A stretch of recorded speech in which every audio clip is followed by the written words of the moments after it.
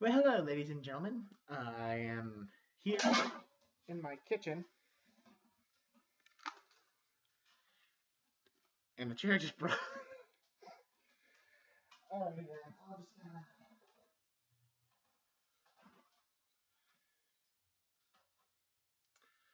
rip off.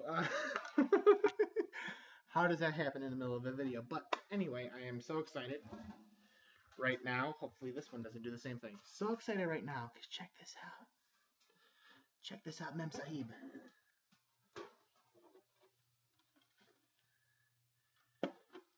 Oh yeah, you know what that is. This is an Atari 2600. One of the not the first, but one of the first popular video gaming systems that were brought into the market back in the 70s, and it survived all the way up to survive through the to the 80s, I think. Sometime in the mid 80s is when they stopped making them. It was succeeded by the Atari 5200 and the Atari 7200, which didn't do that well, and then the came like the I like to call them the cat consoles, such as the Atari Jaguar, the Atari Lynx, and other stuff. Anyway, but yeah, this was the first. Technically, the real first home console technically was the Magnavox Odyssey, but that just had one game, and you had to put overlays on the TV screen. But this one didn't do it. Some features with the Atari 2600. It is a cartridge-based gaming system, which means you put cartridges in, such as Warlords, which is one of my favorite Atari games. As you can see, it says it right there. What you would do, obviously, if anybody who owns a Sega Genesis and any other, 90s console will know how to do this. Take the game,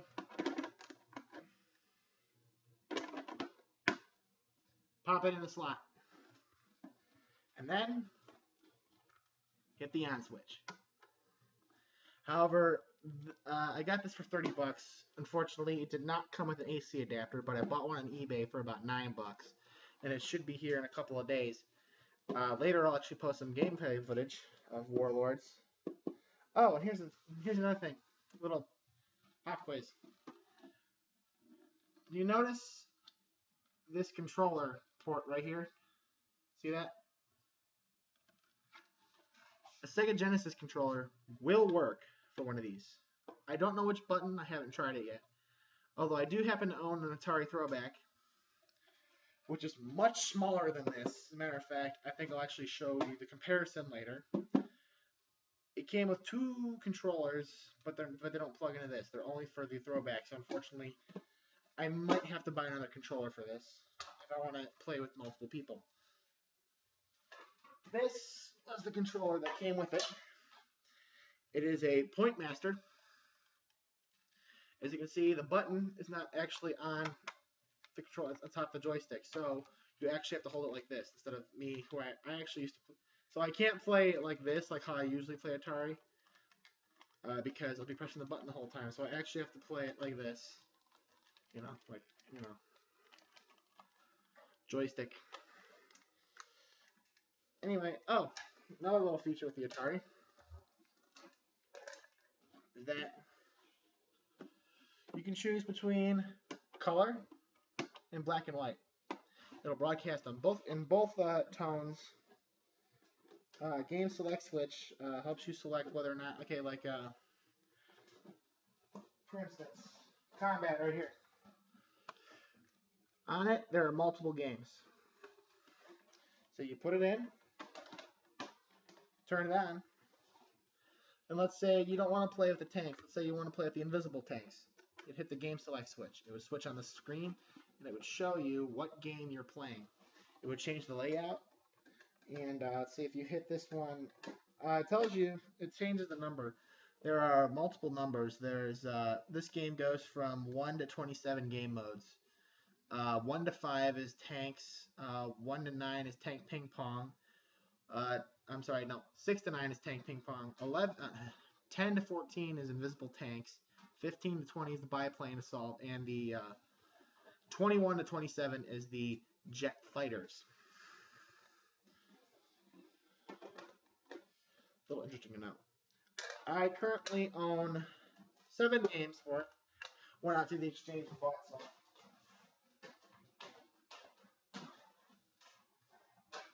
Got them all right here.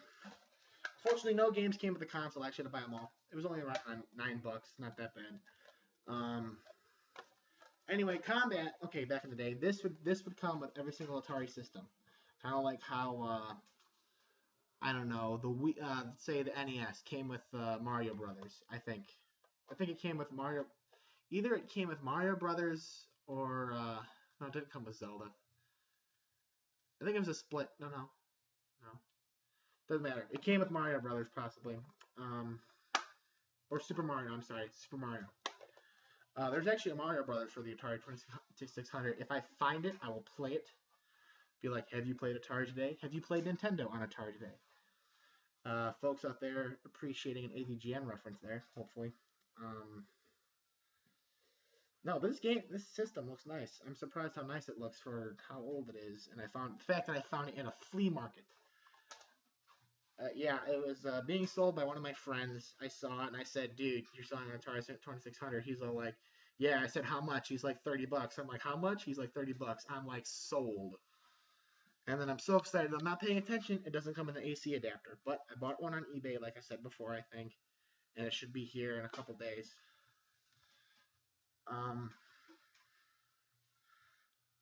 Anyway, yeah. So games I got for it. Got Dig Dug, fun game. Mrs. Pacman. Pacman. A lot of people didn't like this game, probably because it wasn't up to par with. But this one, I'm pretty sure made up for it, as I've been told. Got Asteroids.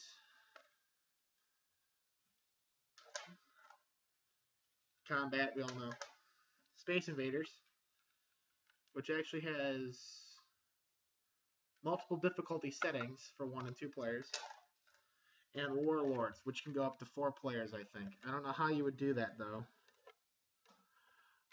But this is a fun game. Basically, Warlords... Let me do a little spiel on Warlords. Warlords... Ha, spiel. German for game. Ha. So let me tell you the spiel about the spiel. Anyway, this game is basically it's kind of like a Pong, or yeah, kind of like Pong, but with like a military theme. Basically, the screen is broken up into 4 quadrants, and each corner of the screen is a castle.